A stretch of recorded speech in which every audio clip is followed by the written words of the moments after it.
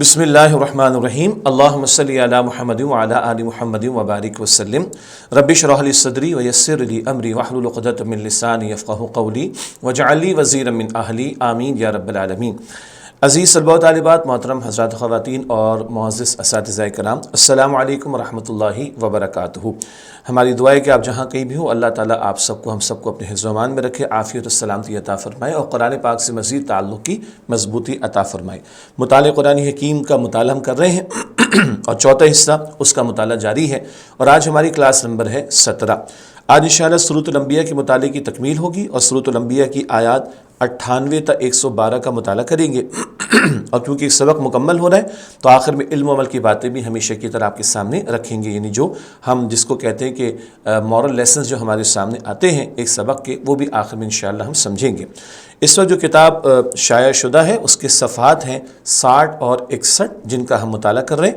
تو آج ہماری کلاس نمبر ہے 17 اور سورہ انبیاء کی آیات 98 تا 112 جو کہ آخری آیات سورہ انبیاء کی ان کا مطالعہ کر رہے ہیں۔ ہمیشہ کی طرح سب سے پہلے مقاصد مطالعہ کو سمجھتے ہیں، جو باتیں انشاءاللہ ہم بعد میں تفصیل سے جانتے ہیں اور جانیں گے، ان کا کچھ اہم نکات کا بیان پہلے آتا ہے، لرننگ آؤٹ کم۔ چند باتیں جو آج ہم سمجھیں گے، ان میں پہلی بات مشرکین اور ان کے باطل معبودوں کا کیا انجام ہوگا، یہ ذکر آئے گا۔ نمبر 2، کیسے لوگ جہنم سے دور رکھے جائیں گے، بہت اہم نقطہ ہے۔ تیسرا نقطہ، قیامت کی بڑی گھبراہٹ کے وقت نیک لوگوں کی کیا کیفیت ہوگی۔ اور آخری بات جو ہم سمجھیں گے مزید انشاءاللہ، زبور میں اللہ سبحانہ وتعالیٰ نے کیا پیشن گوئی فرمائی ہے۔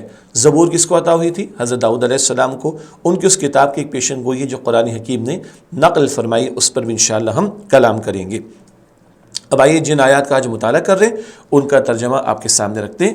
اعوذ باللہ من الشیطان الرجیم، بسم اللہ الرحمن الرحیم۔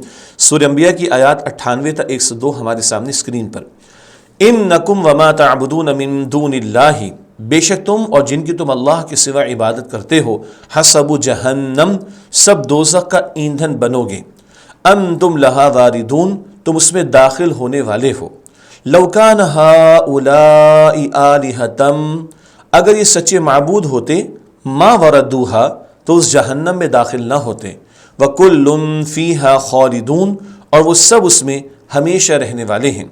لہم فیہا زفیرون، وہاں ان کی چیخ و پکار ہوگی، وہم فیہا لا یسمعون، اور وہ اس میں چیخ و پکار کے سوا کچھ بھی نہ سن سکیں گے۔ ان الذین سبقت لہم منا الحسنی، بے شک جن کے لیے پہلے سے ہی ہماری طرف سے بھلائی مقرر ہو چکی ہے، اولئک عنہا مبعدون، وہ اس جہنم سے دور رکھے جائیں گے۔ لا یسمعون حسیسہا، وہ تو اس جہنم کی آہٹ تک نہ سنیں گے۔ وہم فی مشتہت انفسہم خالدون، اور وہ اپنی من پسند چیزوں میں ہمیشہ رہنے والے ہیں۔ اگلی آیات سورۃ الانبیاء آیات 103 تا 106۔ لا یحزنہم الفزع الاکبر، وہ بڑی گھبراہٹ ان کو غمگین نہ کرے گی۔ وتتلقاہم الملائکہ، اور فرشتے ان کا استقبال کریں گے۔ ھذا یومکم الذی کنتم توعدون، اور کہیں گے یہی وہ دن ہے جس کا تم سے وعدہ کیا جاتا تھا۔ یوم نطوی السماء، اس دن ہم آسمان کو یوں لپیٹ دیں گے، کطی السجل للکتب، جیسے لکھے ہوئے کاغذ لپیٹ دیے جاتے ہیں۔ کما بدأنا اول خلق، جس طرح ہم نے پہلے پیدا کیا تھا، نعیدہ، اسی طرح ہم لوٹائیں گے۔ وعدا علینا، ہم پر یہ وعدہ ہے۔ انا کنا فاعلین، بے شک ہم ایسا ضرور کرنے والے ہیں۔ وَلَقَدْ كَتَبْنَا فِي الزَّبُورِ مِن بَعْدِ الذِّكْرِ، اور یقیناً زبور میں ہم نصیحت کے بعد یہ لکھ چکے ہیں، أَنَّ الْأَرْضَ يَرِثُهَا، کہ زمین کے وارث ہوں گے، عبادی الصالحون، ہمارے نیک بندے۔ إِنَّ فِي هَذَا لَبَلَاغًا، بے شک اس قرآن میں ایک بڑا پیغام ہے، لِقَوْمٍ عَابِدِينَ، عبادت گزار لوگوں کے لیے۔ اگلی آیات سورۃ الانبیاء آیات 107 تا 111۔ وما ارسلناک الا رحمتا للعالمین، اور ہم نے آپ صلی اللہ علیہ وآلہ وسلم کو تمام جہانوں کے لیے رحمت بنا کر بھیجا ہے۔ قل، آپ فرما دیجئے، انما یوحی الی، انما یوحی الی، میری طرف تو وحی کی جاتی ہے، انما الہکم الہ واحد، کہ تمہارا معبود ایک ہی معبود ہے. فہل انتم مسلمون، تو کیا تم فرما برداری کرتے ہو؟ فَإِن تَوَلَّوْا، پھر اگر یہ منہ موڑ لیں، فَقُلْ، تو آپ فرما دیجئے، آذَنْتُكُمْ عَلَى سَوَاءٍ، کہ میں نے تمہیں یکساں طور پر خبردار کر دیا ہے. وَإِنْ أَدْرِي أَقَرِيبٌ أَمْ بَعِيدٌ، اور میں نہیں جانتا کہ قریب ہے یا دور، مَا تُوعَدُونَ، جس عذاب کا تم سے وعدہ کیا جا رہا ہے. إِنَّهُ يَعْلَمُ الْجَهْرَ مِنَ الْقَوْلِ، بے شک وہ اللہ بلند آواز سے کی ہوئی بات کو جانتا ہے. وَيَعْلَمُ مَا تَكْتُمُونَ، اور وہ بھی جانتا ہے جو تم چھپاتے ہو. وَإِنْ أَدْرِي، اور میں نہیں جانتا، لَعَلَّهُ فِتْنَةٌ لَكُمْ، شاید یہ تمہاری آزمائش ہو. وَمَتَاعٌ إِلَىٰ حِينٍ، اور ایک وقت تک کچھ فائدہ اٹھانا ہو. اس کے بعد سورۃ الانبیاء کی آخری آیت ہے، آیت نمبر 112. قال، نبی کریم صلی اللہ علیہ وسلم نے عرض کیا، رب احکم بالحق، اے میرے رب حق کے ساتھ فیصلہ فرما دیں.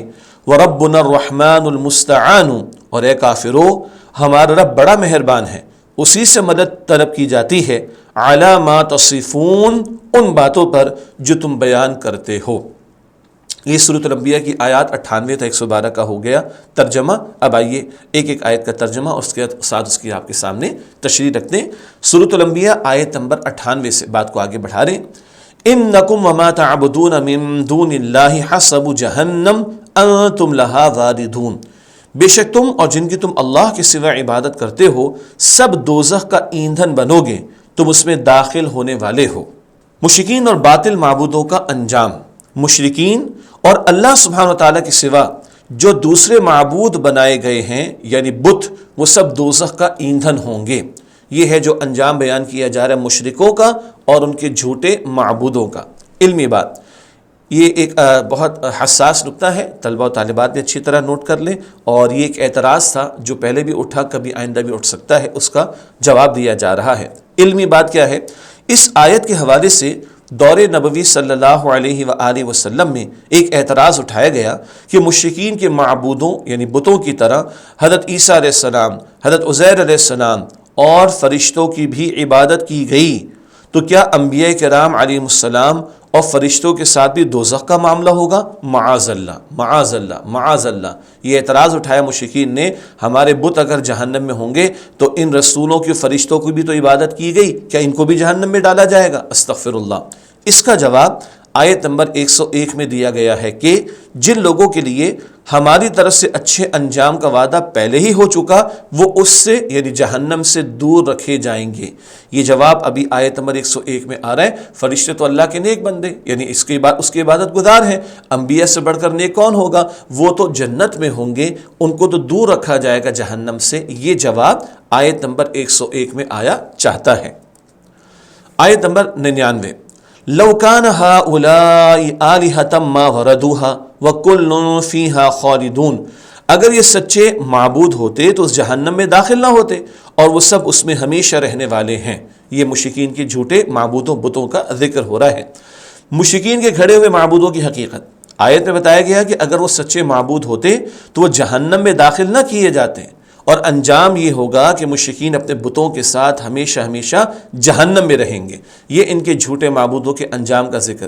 یعنی اگر یہ سچے ہوتے تو ایسا تھوڑی ہوتا کوئی کہ جہنم کا عذاب ان کو دیا جائے گا. تو یہ جھوٹے معبودوں کو پکارا گیا ہے، ان کے جھوٹے معبود یہ بت بھی ان کے ساتھ جہنم میں جلیں گے. عملی پہلو، مشرکین کو یہ بتایا جا رہا ہے کہ اگر تمہارے گھڑے ہوئے معبود واقعی معبود ہوتے تو با اختیار ہوتے اور تمہیں جہنم جانے سے روک لیتے، لیکن وہ تو خود جہنم میں بطور عبرت جا رہے ہیں، تمہیں جانے سے کس طرح روک سکتے ہیں؟ یہ بار بار مختلف انداز سے شرک نفی اور مشرکین کو دعوت توحید دی جا رہی ہے. اگر یہ کوئی حقیقت رکھتے تو جہنم سے تمہیں روک لیتے، یہ تو خود جا رہے ہیں، تمہیں کیسے روک سکتے ہیں؟ ان معبودوں کی کوئی حقیقت نہیں ہے. آیت نمبر 100، لہم فیہا زفیر وہم فیہا لا یسمعون، وہاں ان کی چیخ و پکار ہوگی اور وہ اس میں چیخ و پکار کے سوا کچھ بھی نہ سن سکیں گے. جہنم میں مشرکین کی کیفیت کا ذکر ہے۔ مشرکین جہنم میں چیخ و پکار کے سوا کچھ نہ سن سکیں گے، اور یہ چیخ و پکار کس چیز کی ہوگی؟ جہنم کے عذاب سے جو ان کو گزارا جائے گا، جہنم کی آگ جو ان کو جلائے گی، چیخیں گے، چلائیں گے، لیکن اس کے سوا کوئی اور آواز سن نہیں سکیں گے۔ اللہم اجرنا من النار، دعا کرنی چاہیے اے اللہ ہمیں آگ کے عذاب سے محفوظ فرما۔ آیت نمبر 101 جس کا حوالہ پہلے بھی آیا، ان الذین سبقت لہم من الحسنی اولئک عنہا مبعدون، بے شک جن کے لیے پہلے سے ہی ہماری طرف سے بھلائی مقرر ہو چکی ہے وہ اس جہنم سے دور رکھے جائیں گے۔ جہنم سے بچ جانے والوں کا تذکرہ، وہ خوش نصیب جن کے لیے اللہ سبحانہ وتعالیٰ کی طرف سے بھلائی مقرر ہو چکی ہے، ایسے لوگ جہنم سے دور رکھے جائیں گے۔ یہ ہے خوشخبری اللہ کے نیک بندوں کے تعلق سے۔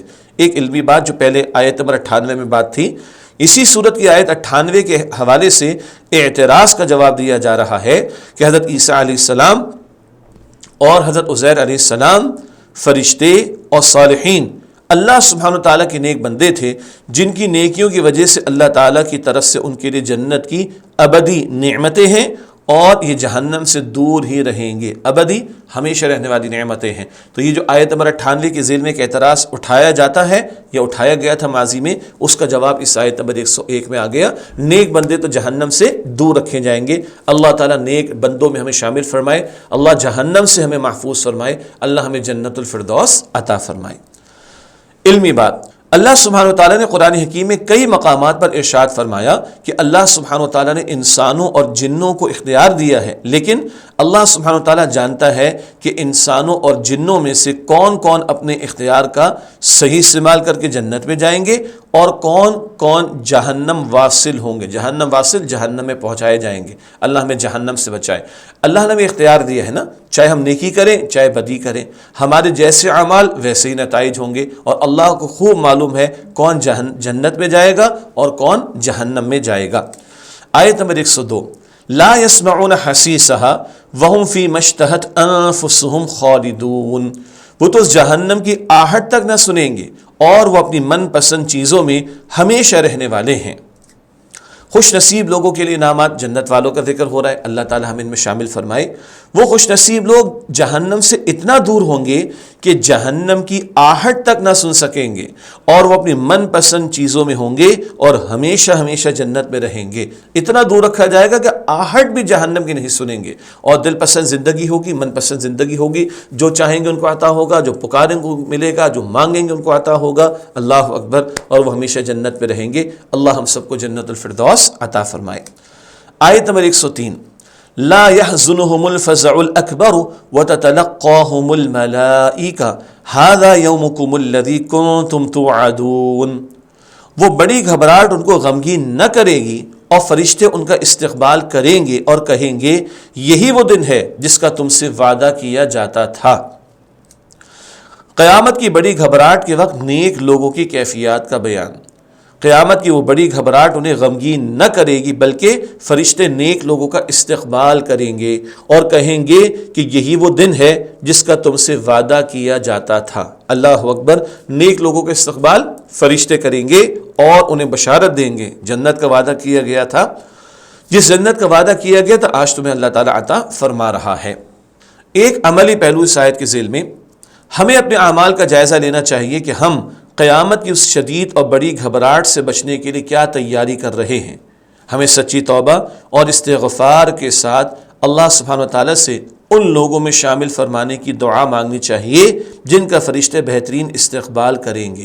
قیامت کی ہولناکی بھی ہے، موت کی بھی سختی ہے، اللہ ہم سب کو موت کی سختی سے بچائے، اللہ تعالیٰ ہم سب کو قیامت کی ذلت اور رسوائی سے بچائے۔ آج سچی توبہ، استغفار، نیک اعمال کی طرف آ جانا، اللہ سے التجا کرنا، تو انشاءاللہ اللہ تعالیٰ ہمیں رحمت کا معاملہ عطا فرمائے گا اور فرشتے ہمارے استقبال کریں گے۔ مگر آج مہلت ہے جو موت سے پہلے پہلے تک ہے، یہ محنت ہمیں کرنی ہے۔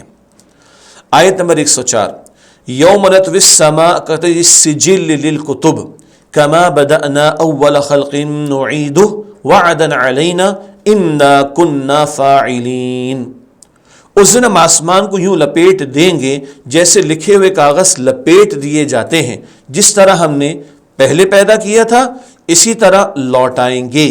ہم پر یہ وعدہ ہے، بے شک ہم ایسا ضرور کرنے والے ہیں۔ اس آیت کی تشریح کرتے ہیں۔ قیامت کے دن آسمان کی کیفیت، آسمان کو ایسے لپیٹ دیا جائے گا جیسے لکھے ہوئے کاغذ لپیٹ دیے جاتے ہیں، اتنا بڑا آسمان اور لپیٹ دیا جائے گا۔ اور سورہ زمر میں آتا ہے 24 پارے میں، اللہ تعالیٰ کے دائیں ہاتھ میں آسمان ہوگا۔ اللہ اکبر! اللہ تعالیٰ کے ہاتھ کی کیفیت ہم سمجھ نہیں سکتے، مگر سورہ زمر میں آیا اللہ کے دائیں ہاتھ میں ہوگا آسمان، جیسے ہم کاغذ کو لپیٹ دیتے اللہ پورے آسمان کو لپیٹ دے گا۔ یہ سارا عالم دنیا کا نظام یہ تلپٹ ہو جائے گا، ختم ہو جائے گا۔ اللہ اکبر! آیت میں مذکور اللہ سبحانہ وتعالیٰ کے وعدے کا ذکر۔ قیامت کے دن اللہ سبحانہ وتعالیٰ بندوں کو اسی طرح پیدا فرمائے گا جس طرح پہلی بار پیدا فرمایا تھا۔ اللہ اکبر! جس رب نے پہلی مرتبہ پیدا فرمایا جبکہ بندے کچھ نہ تھے تو اللہ نے پیدا فرمایا، تو اللہ کے لیے دوبارہ پیدا کرنا کوئی مشکل بات نہیں ہے۔ آیت نمبر 105، وَلَقَدْ كَتَبْنَا فِي الزَّبُورِ مِن بَعْدِ الذِّكْرِ أَنَّ الْأَرْضَ يَرِثُهَا عِبَادِيَ الصَّالِحُونَ، اور یقیناً زبور میں ہم نصیحت کے بعد یہ لکھ چکے ہیں کہ زمین کے وارث ہوں گے ہمارے نیک بندے۔ یہ ہے زبور کی ایک بات جو قرآن حکیم میں ذکر کی جا رہی ہے کہ زمین کے وارث اللہ تعالیٰ فرما رہے ہمارے نیک بندے ہوں گے۔ آئیے تشریح کرتے ہیں۔ زبور میں اللہ سبحانہ وتعالیٰ کی پیشن گوئی، اللہ سبحانہ وتعالیٰ نے نصیحت کے بعد یہ پیشن گوئی فرمائی ہے کہ زمین کے وارث اللہ سبحانہ وتعالیٰ کے نیک بندے ہوں گے۔ اب زمین سے کون سی زمین مراد ہے؟ آئیے اس پہ تھوڑی بات کرتے ہیں تفصیل سے۔ زمین سے مراد اکثر مفسرین کرام کے نزدیک اس جگہ زمین سے مراد جنت کی زمین ہے، اور جنت کی زمین اس کی وراثت کس کو ملے گی؟ نیک لوگوں کو ملے گی۔ تو اکثر مفسرین کا خیال ہے کہ یہاں زمین سے مراد جنت کی زمین ہے۔ عملی پہلو، دنیا میں زمین کی وراثت مشیت الہی کے تحت مومن اور کافر، فرما بردار اور نافرمان سب کو ملتی ہے، مگر جزائے اعمال کے طور پر نہیں بلکہ امتحان کے طور پر۔ جزائے اعمال، اعمال کا بدلہ، اعمال کی جزا۔ دنیا میں اللہ تعالیٰ نے مسلمانوں کو بھی دے رکھا ہے، کافروں کو بھی، فرما برداروں کو بھی، نافرمانوں کو بھی، جائیدادیں بھی ہیں، گاڑیاں بھی ہیں، بینک بیلنس بھی ہے، بہت کچھ ہے۔ یہ سب کچھ اعمال کا بدلہ نہیں ہے، یہ سب کچھ امتحان کے طور پر ہے۔ زندگی کیا ہے؟ امتحان ہے۔ مال اگر دیا ہے اللہ نے تو امتحان، اولاد اگر دی ہے تو امتحان، جائیداد اگر دی ہے تو امتحان، اور کچھ عطا فرمائے تو امتحان۔ یہ اعمال کے بدلے کے طور پر نہیں، یہ دنیا میں امتحان کے طور پر اللہ تعالیٰ نے عطا فرمایا سب کچھ۔ اس کے برعکس آخرت میں اللہ سبحانہ وتعالیٰ اپنے بندوں میں سے صرف مؤمنین صالحین کو جنت کا وارث بنائے گا، امتحان کے طور پر نہیں بلکہ اس نیک رویے کی ابدی جزا کے طور پر جو انہوں نے دنیا میں اختیار کیا تھا۔ آخرت میں اللہ اپنے مومن بندوں کو، نیک بندوں کو جنت کی زمین کا وارث بنائے گا، وہ امتحان کے طور پر نہیں بلکہ دنیا میں مومن بندوں نے، نیک بندوں نے جو عمدہ روش اختیار کی، نیکی کا راستہ اختیار کیا، خیر کے اعمال انجام دیے، اس کی جزا کے طور پر اللہ تعالیٰ عطا فرمائے گا۔ تو دنیا میں جو ہے وہ امتحان ہے، اعمال کے بدلے کے طور پر نہیں۔ جنت میں جو وراثت ملے گی زمین کی، وہاں کی جو نعمتیں ملیں گی، وہ آج دنیا میں جو ایمان لا کر نیک عمل کر رہا ہے اس کی جزا کے بدلے اللہ سبحانہ و تعالیٰ عطا فرمائے گا۔ بات واضح ہو رہی ہے نا؟ تو دنیا میں تو فرعون و قارون جیسے لوگوں کو بھی ملا، یہ امتحان ہے، یہ اعمال کا یہ بدلہ نہیں ہے، یہ امتحان کے طور پر ہے۔ اور اگر کسی کو کم ملا ہے تو اس کا بھی امتحان ہے صبر کے اعتبار سے۔ آگے لکھا ہے، یہ ذکر زیادہ واضح الفاظ میں سورہ زمر کی آیت نمبر 74 میں ارشاد ہوا ہے، اور وہ کہیں گے تمام تعریفیں اس اللہ کے لیے ہیں جس نے ہم سے اپنا وعدہ سچا کر دکھایا اور ہمیں زمین کا وارث بنا دیا، اس جنت میں ہم جہاں چاہیں رہیں۔ تو اصل تو کہاں کی وراثت کا ذکر ہو رہا ہے؟ آخرت کی زمین، جنت کی زمین، وہاں کی وراثت کا ذکر، اور وہ صرف نیک اعمال کرنے والوں کے لیے جو ایمان لا کر نیک اعمال کریں گے۔ علمی بات، دنیاوی زمین کی وراثت کے بارے میں ارشاد فرمایا گیا ہے کہ زمین اللہ سبحانہ و تعالیٰ ہی کی ہے، وہ اپنے بندوں میں سے جسے چاہتا ہے اس کا وارث بنا دیتا ہے۔ گویا اس موجودہ دنیا میں زمین کی وراثت کے لیے ضروری نہیں کہ وہ نیک لوگوں کو ہی ملے۔ زمین پر کافروں کو بھی جائیداد مل جاتی ہے، دنیا مل جاتی ہے، مال مل جاتا ہے، تو زمین کی وراثت کے لیے نیک ہونا شرط نہیں ہے، بلکہ بد کردار اور فاسق و فاجر بھی اس پر قابض ہو سکتے ہیں۔ جیسے بڑے بڑے ظالم جابر بادشاہ اور ظالم لوگ، ان کو خوب دنیا ملی، یہ سب امتحان کے طور پر ہے۔ ہاں، اللہ سبحانہ و تعالیٰ کا یہ وعدہ ضرور ہے کہ جو ایماندار اپنے دعوے ایمان میں اور صالح اعمال کرنے میں سچے اور مخلص ہیں، اللہ سبحانہ و تعالیٰ حق و باطل کے معرکے میں انہیں ہی کامیاب کرتا ہے۔ زمین پر حق و باطل کا معرکہ تو سجتا ہے نا، غزوہ بدر کو ذہن میں رکھیے۔ تو جو لوگ ایمان کے سچے دعوے دار ہوں، جو ایمان لا کر خیر کا عمل کرنے والے ہوں، نیک اعمال کرنے والے ہوں، مخلص ہوں، حق و باطل کا معرکہ جب سجتا ہے تو اللہ حق والوں کو، ایمان والوں کو کامیاب کرتا ہے، اور اللہ ایمان والوں کو بھی دنیا میں عطا فرماتا ہے، نعمت کے طور پر زمین بھی عطا فرماتا ہے، حکمرانی بھی عطا فرماتا ہے۔ اللہ تعالیٰ نے پیغمبروں کو بھی بادشاہت عطا فرمائی، داؤد علیہ السلام، سلیمان علیہ السلام، اللہ تعالیٰ نے نیک بندوں کو بادشاہت عطا فرمائی۔ جناب طالوت کا ذکر آتا ہے، ان کو بادشاہت عطا ہوئی۔ ذوالقرنین بادشاہ کا ذکر آتا ہے، ان کو بادشاہت عطا ہوئی۔ اللہ تعالیٰ عطا فرماتا ہے، لیکن اصل وراثت کہاں کی ہے؟ وہ جنت کی ہے۔ یہ وضاحت تھوڑی ہمارے سامنے ضروری تھی جو کہ آ گئی۔ اگلی آیت ہے سورہ انبیاء کی آیت نمبر 106، ان فی ھذا لبلاغا لقوم عابدین، بے شک اس قرآن میں ایک بڑا پیغام ہے عبادت گزار لوگوں کے لیے۔ آیت میں مذکور قرآن حکیم کی شان، قرآن حکیم ایک بڑا پیغام ہے عبادت گزار لوگوں کے لیے۔ عبادت گزاروں سے مومنین مراد ہیں، ایمان والے لوگ۔ ان کے لیے ان آیات میں ایک بڑی خوشخبری ہے کہ اگر وہ ان آیات پر عمل پیرا ہوں گے تو یقیناً منزل مقصود کو پا لیں گے، اور وہ کیا ہے؟ اللہ راضی ہو جائے اور اپنی رضا کے مقام جنت میں ہمیں داخل فرما دے۔ علمی بات، ہمیں چاہیے کہ ہم قرآن حکیم سے اپنا تعلق مضبوط کریں، اس کے احکامات پر عمل کریں، تاکہ اللہ سبحانہ و تعالیٰ کی رضا حاصل ہو اور وہ ہمیں ارض جنت کا وارث بنا دے۔ ارض کسے کہتے ہیں عربی میں؟ قرآن پاک میں پڑھتے ہیں زمین کو۔ تو اللہ کی کتاب سے تعلق مضبوط رکھیں گے، اللہ کے احکامات پر عمل ہو تو اللہ کی رضا بھی حاصل ہوگی، اور اللہ ارض جنت کا، جنت کے زمین کا ہمیں وارث بنا دے گا انشاءاللہ تعالی۔ یہ جو ہم قرآن پاک پڑھ رہے ہیں، سیکھ رہے ہیں، اس کا ایک بڑا مقصد جہاں ثواب کا حصول ہے، اس سے بڑا مقصد ہدایت کا حصول ہے۔ اس سے بڑھ کر ہماری ذمہ داری کیا ہے؟ جو احکامات سامنے آ رہے ہیں ان پر عمل کرنے والے بنے۔ اللہ مجھے بھی توفیق دے، آپ کو بھی توفیق دے، تو اللہ بھی راضی ہوگا اور اللہ جنت کا ہمیں انشاءاللہ وارث بنائے گا۔ اگلی آیت ہے سورۃ الانبیاء کی آیت نمبر 107، جو کہ بہت مشہور آیت ہے قرآن حکیم کی، وَمَا أَرْسَلْنَاكَ إِلَّا رَحْمَةً لِّلْعَالَمِينَ، اور ہم نے آپ صلی اللہ علیہ وآلہ وسلم کو تمام جہانوں کے لیے رحمت بنا کر بھیجا ہے۔ اسی لیے نبی اکرم صلی اللہ علیہ وسلم کو رحمت للعالمین کہا جاتا ہے۔ رسول اللہ صلی اللہ علیہ وسلم کی شان، آپ صلی اللہ علیہ وآلہ وسلم تمام جہانوں کے لیے رحمت بنا کر بھیجے گئے ہیں۔ اللہ سبحانہ وتعالی رحمت فرمانے والا ہے، اور آپ صلی اللہ علیہ وسلم اللہ کی رحمت ہیں۔ اللہ رحمت فرمانے والا اور حضور رحمت ہے اللہ کی۔ اللہ رب العالمین اور حضور رحمت للعالمین ہے صلی اللہ علیہ وسلم۔ رسول اللہ صلی اللہ علیہ وسلم کا تمام انسانوں کے لیے رحمت ہونا بہت قیمتی نکتہ ہے۔ آپ صلی اللہ علیہ وسلم کا ایک ایک قول اور ایک ایک عمل نیز آپ صلی اللہ علیہ وآلہ وسلم کا لائحہ ہوا عادلانہ اور منصفانہ نظام تمام انسانوں کے لیے خیر اور زمین سے فساد کو دور کرنے کا ذریعہ ہے۔ حضور کی تعلیمات اور حضور کا لائحہ ہوا عادلانہ نظام دین اسلام، وہ تمام زمین سے فساد کو دور کرنے کا ذریعہ ہے۔ آپ صلی اللہ علیہ وسلم ہی کی تعلیمات میں تمام مسائل کا حل ہے۔ اگر آج زمین پر اللہ کے رسول علیہ السلام کا لایا ہوا نظام قائم ہوگا، تبھی انسانیت کو اس کے مسائل کا اصل اور دیر پا حل میسر آ سکے گا۔ علمی بات، مومن کے لیے تو آپ صلی اللہ علیہ وآلہ وسلم دنیا اور آخرت دونوں میں رحمت ہیں، اور جو ایمان نہ لایا اس کے لیے بھی آپ صلی اللہ علیہ وآلہ وسلم دنیا میں رحمت ہیں کہ آپ صلی اللہ علیہ وآلہ وسلم کی بدولت تاخیر عذاب ہوئی۔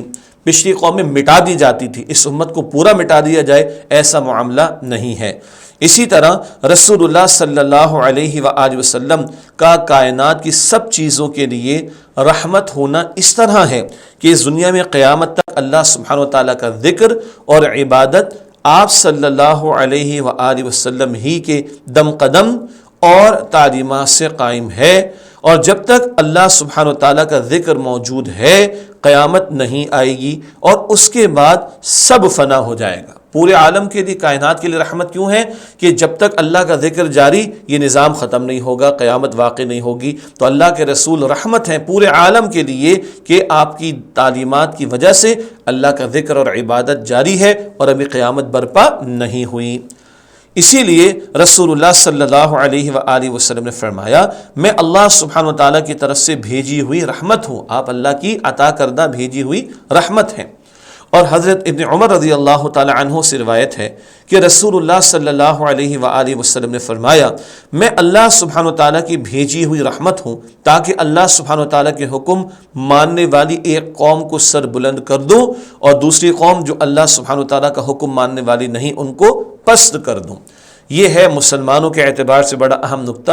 اس بات کو نبی اکرم صلی اللہ علیہ وسلم نے ایک حدیث میں بھی بیان فرمایا، ان اللہ یرفع بہذا الکتاب اقواما ویدع بہ آخرین، صحیح مسلم شریف کی روایت ہے، بے شک اللہ تعالیٰ اس قرآن کریم کی بدولت قوموں کو عروج عطا فرمائے گا اور اس کو ترک کر دینے کی وجہ سے قوموں کو ذلت اور رسوائی میں مبتلا کر دے گا۔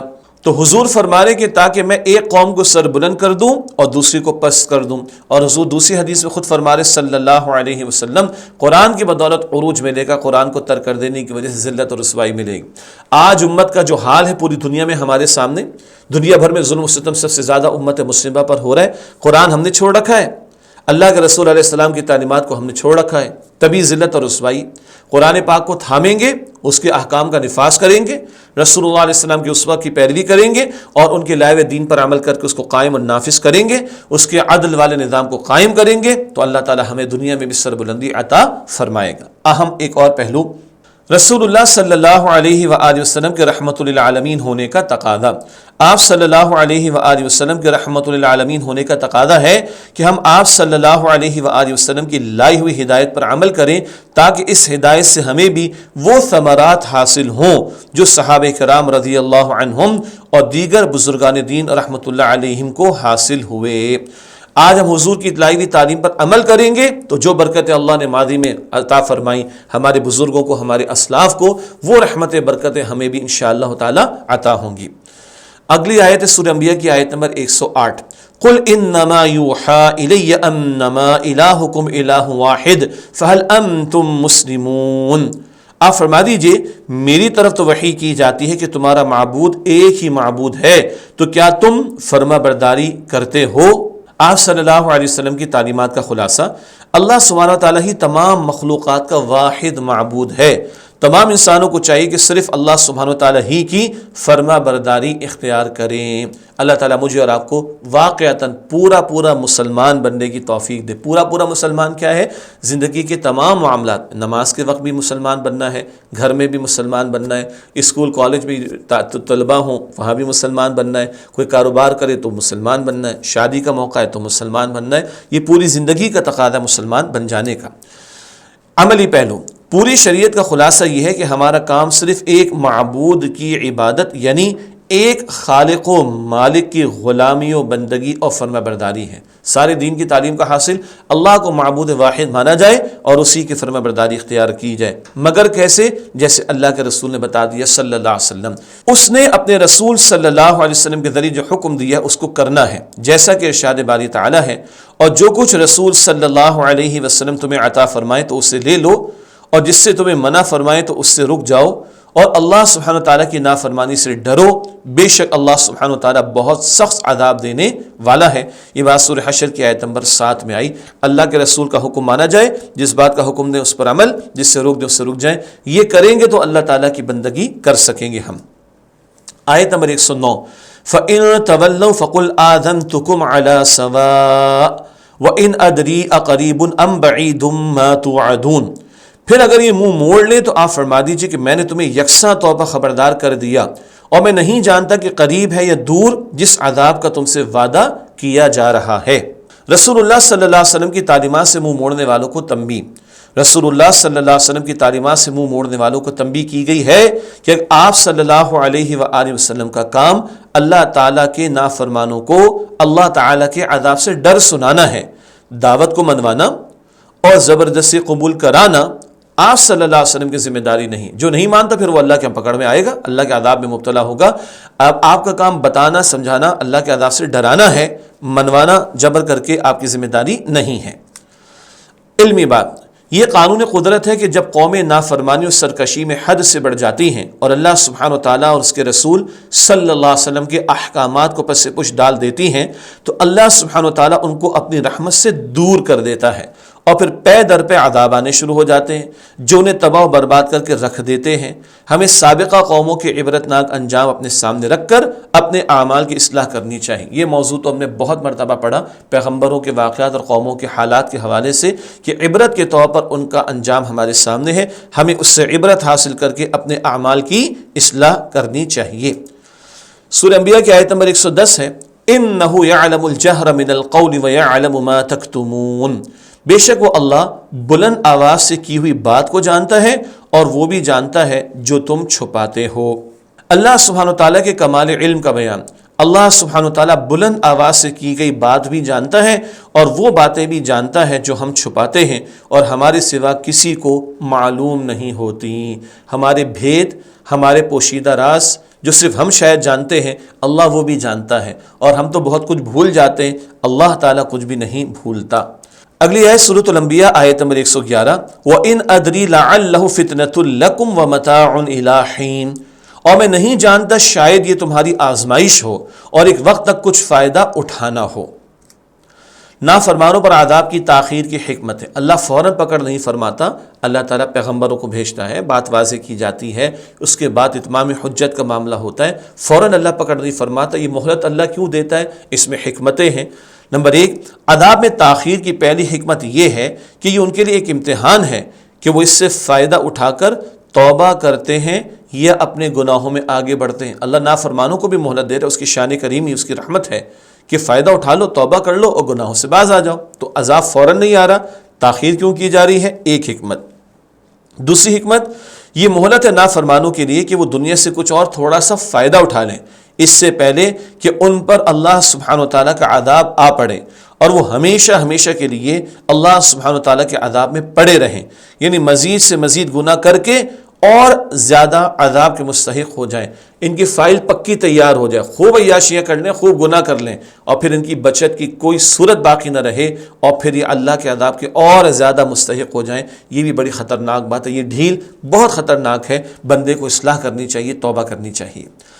آخری آیت سورہ انبیاء کی آیت نمبر 112، قال رب احکم بالحق وربنا الرحمن المستعان علی ما تصفون، نبی کریم صلی اللہ علیہ وسلم نے عرض کیا، اے میرے رب حق کے ساتھ فیصلہ فرما دے، اور اے کافروں ہمارا رب بڑا مہربان ہے، اسی سے مدد طلب کی جاتی ہے ان باتوں پر جو تم بیان کرتے ہو۔ یہ آخری آیت کا ترجمہ ہوا، تشریح کرتے ہیں۔ آیت میں نبی کریم صلی اللہ علیہ وسلم کی دعا کا بیان، آپ صلی اللہ علیہ وآلہ وسلم نے دعا فرمائی کہ کافروں اور نافرمانوں میں انصاف کے ساتھ فیصلہ فرما دے، یعنی کفار کو سزا اور مسلمانوں کو جزا عطا فرما۔ یہ ہے جو اللہ کے پیغمبر صلی اللہ علیہ وسلم نے اللہ تعالیٰ کے حضور دعا کی ہے اور التجا فرمائی ہے۔ ایک اہم علمی بات، اسلامی تاریخ اس بات کی گواہ ہے کہ کفار میں سے بعد ازاں ایسے لوگ اسلام کی دولت سے مالا مال ہوئے جنہوں نے اپنے ابتدائی کفریہ دور میں اہل ایمان کو شدید نقصان پہنچایا، لیکن بعد میں اسلام کو پھیلانے میں بہت اہم کردار ادا کیا۔ یہ فوری پکڑ کا نہ آنا، اس کی حکمت ایک اور ہمارے سامنے آ رہی ہے، اور اللہ سے التجا کرنا، تو اللہ علی کل شیء قدیر ہے، فیصلہ فرمانے پر بھی قادر ہے، لوگوں کو ہدایت دینے پر بھی قادر ہے۔ چنانچہ ذکر آ رہا ہے کہ بعض لوگ ایسے بھی گزرے کہ اول دور میں جب اسلام کی دولت انہیں نہیں ملی، انہوں نے بڑا نقصان پہنچایا مسلمانوں کو، مگر بعد میں اسلام کی دولت مل گئی تو اللہ تعالیٰ نے ان پر بھی رحمت نازل فرمائی اور اسلام و مسلمانوں کو قوت بھی عطا ہو گئی۔ مثلا غزوہ احد کے سپہ سالار حضرت سفیان رضی اللہ تعالیٰ عنہ، یعنی بعد میں ایمان لائیں، ذہن میں رہے، اور حضرت خالد بن ولید رضی اللہ تعالیٰ عنہ نے شدید نقصان پہنچایا۔ یہ دونوں بھی ایمان نہیں لائے تھے، البتہ غزوہ احد میں مسلمانوں کے مخالف کیمپ میں تھے، کفار کے ساتھ تھے، اور 70 صحابہ کرام شہید ہوئے تھے، اتنا بڑا نقصان ہو گیا تھا۔ سفر طائف میں آپ صلی اللہ علیہ وسلم کو تکالیف پہنچانے والا قبیلہ بنی ثقیف تھا، جن کی بعد کی نسل میں ایک صالح نوجوان نیک شخص محمد بن قاسم رحمۃ اللہ علیہ آئے، جن کے ذریعے جنوبی ایشیا میں خوب اسلام کی اشاعت ہوئی۔ اللہ اکبر! اللہ تعالیٰ نے ثقیف والوں نے طائف میں کیا کچھ کیا تھا حضور علیہ السلام کے ساتھ، اللہ اکبر! مگر بعد کی نسل میں ایک نوجوان، بعد کی نسل والوں کو اللہ تعالیٰ نے اسلام کی توفیق بھی دی، اور انہی ثقیف قبیلے کے لوگوں میں نوجوان تھے محمد بن قاسم، جو سندھ تک تشریف لائے تھے رحمۃ اللہ علیہ، اور ان کے ذریعے خوب اسلام کی اشاعت ہوئی۔ عملی پہلو، ہمیں حق کی دعوت کے نتیجے میں لوگوں کی کڑوی اور سخت باتوں سے پریشان نہیں ہونا چاہیے، بلکہ اللہ سبحانہ و تعالیٰ سے ان کی ہدایت کے لیے دعا مانگنی چاہیے، جیسے کہ اسوہ رسول صلی اللہ علیہ وآلہ وسلم سے ثابت ہے۔ دعا کرنی چاہیے، دلوں کو بدلنے والا، ہدایت دینے والا کون ہے؟ اللہ سبحانہ و تعالیٰ۔ تو اللہ تعالیٰ اوروں کو بھی ہدایت دے گا جو شاید اس کا بھی ہدایت پر نہ ہو یا گمراہی کی طرف ہو، اور سب سے بڑھ کر تو ہمیں ہدایت کی دعا اور رحمت کی التجا اللہ تعالیٰ کے حضور کرنی چاہیے۔ ناظرین کرام، الحمدللہ، اور ہمارے عزیز طلباء و طالبات، الحمدللہ سورۃ الانبیاء کی تکمیل ہوئی۔ تھوڑی طویل صورت تھی، اب کافی اسباق کے بعد ہمارے سامنے آ رہا ہے علم و عمل کی باتوں کا بیان۔ معلوم ہے نا آپ کو، ایک چیپٹر مکمل ہوتا ہے، اور اس چیپٹر کے مکمل ہونے کے بعد جو مورل لیسنز ہوتے ہیں، جو اخلاقی ہدایات ہوتی ہیں، علمی پہلو ہوتے ہیں، عملی پہلو ہوتے ہیں، ان کو ہم آپ کے سامنے رکھتے ہیں۔ تو صورت طویل ہے تو کچھ باتیں ذرا طویل ہیں، یعنی نمبر آف علم و عمل کی باتیں زیادہ ہیں، وہ آپ کے سامنے ہم رکھتے ہیں۔ نمبر 1، قیامت کا وقت قریب سے قریب تر ہوتا جا رہا ہے، اس لیے ہمیں اللہ سبحانہ وتعالیٰ سے غافل ہو کر زندگی نہیں گزارنی چاہیے۔ یہ پہلی آیت میں ذکر ہمارے سامنے آیا۔ اللہ ہمیں آخرت کی تیاری کی توفیق عطا فرمائے۔ دوسرا نقطہ، اللہ سبحانہ وتعالیٰ نے صرف مردوں کو ہی اپنا نبی اور رسول بنا کر لوگوں کی ہدایت کے لیے دنیا میں بھیجا۔ سورہ انبیاء کی آیت نمبر 7 اور 8 میں یہ بات آئی۔ پہلی بات تو ہے کہ کسی خاتون کو کبھی رسول یا نبی نہیں بنایا گیا، اور دوسری بات رسول انسانوں میں سے ہی چنے گئے تاکہ وہ انسانوں کے لیے نمونہ بن سکیں۔ تیسرا نقطہ، جو بات ہم نہیں جانتے وہ بات ہمیں علم رکھنے والوں سے پوچھ لینی چاہیے۔ آیت نمبر 7 میں ذکر آیا۔ اپنی عقل کے گھوڑے دوڑانے سے بہتر ہے کہ جو لوگ علم رکھتے ہیں نا، تجربہ رکھتے ہیں، ان سے پوچھ لینا چاہیے۔ چوتھا نقطہ، علم و عمل کی باتوں کے حوالے سے، قرآن حکیم ہر دور کے لیے رہنمائی عطا کرتا ہے، اس میں ہمارے لیے نصیحت موجود ہے۔ آیت نمبر 10 میں بات آئی تھی، قرآن پاک زندہ کلام ہے، ہر دور کے لیے رہنمائی عطا فرماتا ہے۔ پانچواں نقطہ، ظالم لوگ اللہ تعالیٰ کے عذاب سے نہیں بچ سکتے، یہ آیت نمبر 11 سے 15 میں بات آئی تھی۔ ایک وقت تک اللہ تعالیٰ مہلت دیتا ہے، لیکن وہ پکڑ آتی ہے اللہ کی، اور سب سے بڑی پکڑ کہاں آنی ہے؟ آخرت میں۔ چھٹا نقطہ، اللہ سبحانہ و تعالیٰ نے یہ دنیا محض کھیل تماشے کے لیے نہیں بنائی بلکہ بامقصد طور پر پیدا فرمائی، اس لیے ہمیں اللہ سبحانہ و تعالیٰ کو راضی کرنے والی زندگی گزارنی چاہیے۔ آیات 16 اور 17 میں بات آئی، یہ دنیا دل لگانے کی جگہ نہیں ہے، بلکہ یہ اس لیے عطا کی گئی زندگی کہ کل کی ہمیشہ کی زندگی آخرت کی ہم تیاری کر سکیں۔ ساتواں نقطہ ہے، اللہ سبحانہ وتعالیٰ ہمیشہ حق کو باطل سے ٹکرا کر باطل کا سر کچل دیتا ہے۔ آیت نمبر 18 میں بات آئی۔ وقتی طور پر باطل کا غلبہ نظر آتا ہے، لیکن پھر اللہ حق کو غالب فرماتا ہے، اور ہاں، حق والوں کو حق پر ہونے کا ثبوت پیش کرنا ہے۔ جب ایمان والے اللہ پر توکل کر کے میدان میں اترتے تو بدر کے موقع پر بھی اللہ تعالیٰ کی نصرت آتی ہوئی ہمیں نظر آتی ہے۔ آٹھواں نقطہ، اگر اس کائنات میں ایک سے زیادہ خدا ہوتے تو زمین اور آسمان میں فساد مچ جاتا، یہ آیت نمبر 22 میں بات آئی۔ ایک اللہ ہے اس کائنات کا بنانے اور چلانے والا، تبھی اس پوری کائنات کے اندر سکون ہے اور ڈس آرڈر نہیں ہے۔ نواں نقطہ، ہر شخص اپنے اعمال کا اللہ سبحانہ و تعالیٰ کے سامنے جواب دہ ہے، ہر ایک کو اللہ تعالیٰ کے سامنے پیش ہونا ہے، یہ آیت نمبر 23 میں بات آئی۔ اللہ تعالیٰ ہم سب کے حساب کو آسان فرمائے۔ 10واں نقطہ ہے، کائنات، پانی، پہاڑ، آسمان، سورج اور چاند سب اللہ سبحانہ وتعالیٰ کی قدرت کی واضح نشانیاں ہیں۔ آیات 30 تا 33 میں بات آئی۔ اس کائنات میں غور و فکر کریں، ان نشانیوں میں غور و فکر کریں تو جو اللہ کو مانتا نہیں وہ پہچان کر مان لے گا، اور جو ہم جیسے لوگ اللہ کو مانتے ہیں ان کے دل میں اللہ کی محبت اور عظمت میں اضافہ ہوگا۔ 11واں نقطہ، ہر نفس کو موت آ کر رہے گی، ہمیں اللہ سبحانہ وتعالیٰ سے ملاقات کی تیاری کرتے رہنا چاہیے۔ آیت نمبر 35 میں بات آئی تھی۔ سب سے بڑی حقیقت جس کو مسلمان اور کافر سب مانتے ہیں وہ موت کی حقیقت ہے، مرنا ہے، اور بچے بھی جاتے ہیں دنیا سے، جوان بھی جاتے ہیں، بوڑھے بھی جاتے ہیں، ملاقات تو اللہ تعالیٰ سے ہونی ہے۔ اللہ تعالیٰ اس ملاقات کی تیاری کی ہمیں توفیق عطا فرمائے۔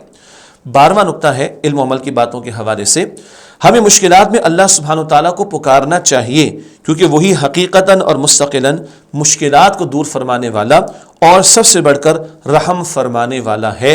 یہ آیت نمبر 83 میں بات آئی تھی۔ اللہ ہی کو پکارنا، اسی سے مانگنا، اسی کے سامنے رونا، اسی کے سامنے گڑ گڑانا چاہیے۔ کل اختیار نفع نقصان کا اللہ تعالیٰ ہی کے پاس ہے۔ اور آخری نقطہ علم و عمل کی باتیں اس حوالے سے، 13واں نقطہ، اللہ سبحانہ و تعالیٰ کے نیک بندوں کو قیامت کی بڑی گھبراہٹ غم زدہ نہیں کرے گی، بلکہ فرشتے یہ کہتے ہوئے ان کا استقبال کریں گے کہ آج انعام و اکرام کا دن ہے جس کا تم سے وعدہ کیا گیا تھا۔ سبحان اللہ، یہ آیت نمبر 103 میں بات آئی تھی۔ اللہ ایسے ہی استقبال فرشتے جو کریں ہم سب کو بھی عطا فرمائے، اور موت کی سختی سے اور قیامت کی گھبراہٹ سے اللہ تعالی ہم سب کی حفاظت فرمائے۔ الحمدللہ آج کی کلاس کی تکمیل ہوتی ہے اور سورہ انبیاء کا مطالعہ بھی مکمل ہوا۔ آئندہ انشاءاللہ اگلی ایک اور سورت کا مطالعہ شروع کرنا چاہیں گے۔ اللہ تعالیٰ سے دعا ہے اللہ تعالیٰ ہم سب کی اور ہمارے گھر والوں کی اور تمام مسلمانوں کی مغفرت فرمائے، آمین یا رب العالمین۔ وآخر دعوانا ان الحمدللہ رب العالمین، والسلام علیکم ورحمۃ اللہ وبرکاتہ۔